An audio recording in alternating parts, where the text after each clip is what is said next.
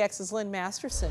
Yeah, we don't have to worry about watering the lawn quite yet, do we here, Rhonda? I'll tell you what, it's still a light commute. We're into that summertime pattern where the kids are out of school and everybody gets kind of a later start. So still an easy run here toward the Interstate Bridge. Take advantage of that if you're making the commute out of Clark County. It doesn't get any better near SR 14 and into Delta Park. And still a pretty easy run here too on the west side. There's a peek at the camera at 185th as you head into the construction zone near the Tannisbourne area. That's still fine. And over on the east side, coming off Powell, look at this. Super light conditions as you hit the Ross Island Bridge and head into town. So looking good. Yeah, good news for people heading out the door right now. Thank you, Lynn. Lynn Masterson, a lot of cars with drivers, hopefully, out on our roads. We would like to get those drivers. It's been so quiet. Usually there are at least 2 other cars on the road when I'm coming in the morning. I was the only one out there today. I know. There's room to make lane changes in there now, huh? Yeah. Oh, yeah. The kids are out of school. We're into the summertime pattern. That's not the case, though, in the afternoons. I think you've probably noticed the afternoons do get busy. But, yes, we're in morning mode here,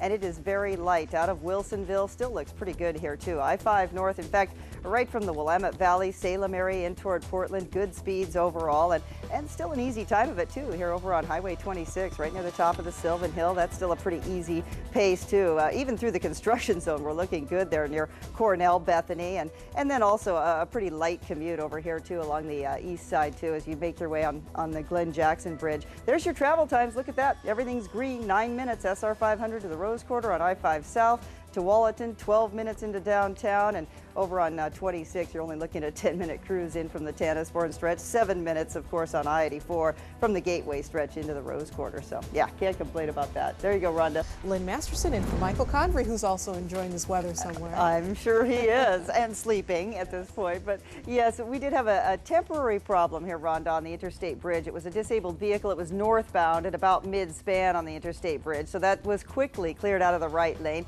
Really didn't cause too much of a hassle, and in fact looks pretty good southbound too as you make your way out of Clark County. And the sunshine could be a factor here. It's getting a little bit bright near the top of the Sylvan Hill, and there's a look at westbound I-84 as you round that corner near 82nd. Just starting to get busy at that point and on the approach to I-5.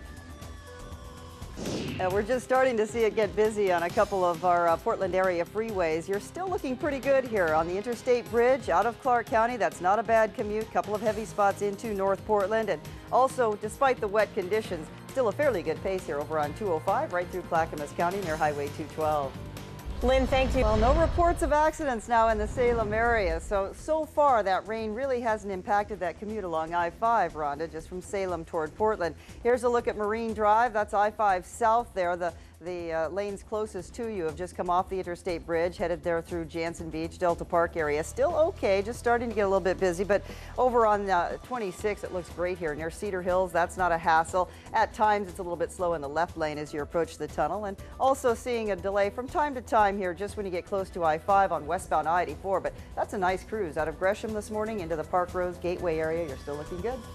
Lynn Masterson in for Michael Convery. Oh, yes. Good morning, Rhonda. Hey, power outage in northeast Portland. It doesn't last long, but the signals are out along Broadway and Weidler between 13th and 24th this morning. That's a short section. Now, we did have an accident, too, here. We'll take you to the ODOT cameras. There was an accident on the Morrison Bridge, and it caused a little bit of a tie-up there right off the I-5 corridor to hit the Morrison Bridge. Looks like that may have cleared here in the last couple of minutes. And now just a little bit busy, too, over on I-84 as you make the commute in toward Lloyd Boulevard. And there's a look, by the way, at 205 getting into Oregon City. It's a little bit heavy over the Abernathy Bridge as you head toward West Lynn, and then also over on there's I-84. You can see the congestion there out of the Hollywood district. Just from 28th in toward I-5 is where it turns stop and go this morning. Here's your travel times. You're looking at about 9-10 minutes there, SR 500 to the Rose Quarter, and not a bad trip I-5 north. That's easy at 12 minutes out of Tualatin. Over on 26, Tannisbourne area, only 10 minutes toward the 405. That's a nice ride, too. And just starting to see the congestion, of course, westbound I-84, still 7-8 minutes, 205 to the Rose Quarter.